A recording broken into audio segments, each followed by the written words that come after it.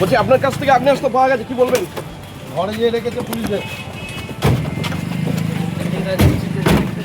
হুগলির তারকেশ্বর থানার অন্তর্গত বালিগুড়ি ১ নম্বর গ্রাম পঞ্চায়েত এলাকায় বেআইনিভাবে অস্ত্র উদ্ধারের ঘটনায় ব্যাপক চাঞ্চল্য ছড়িয়েছে।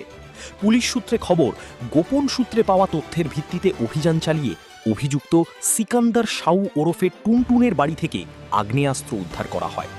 স্থানীয় সূত্রে জানা গিয়েছে, অভিযুক্ত এলাকায় সক্রিয় তৃণমূল কর্মী হিসেবে পরিচিত ছিলেন। পাশাপাশি এলাকায় তার যথেষ্ট প্রভাব ছিল বলেও দাবি স্থানীয়দের একাংশের। বিশেষ করে তিনি রামেন্দু সিংহ রায়ের ঘনিষ্ঠ ও প্রভাবশালী ব্যক্তি হিসেবেও পরিচিত ছিলেন বলে জানা গিয়েছে।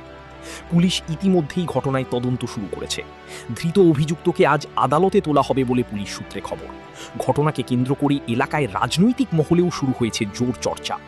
তারকেশ্বর থেকে আশিস কুমার ঘোষের রিপোর্ট, মেমারি আপডেট নিউজ। কি কারণে গ্রেপ্তার হলো? তৃণমূল করি বলে। বলছি আপনার কাছ থেকে আগ্নেয়াস্ত্র পাওয়া গেছে, কি বলবেন? ঘরে গিয়ে রেখেছে পুলিশে। আগ্নেয়াস্ত্র কি সত্যি উদ্ধার হয়েছে? বলছি জানি না।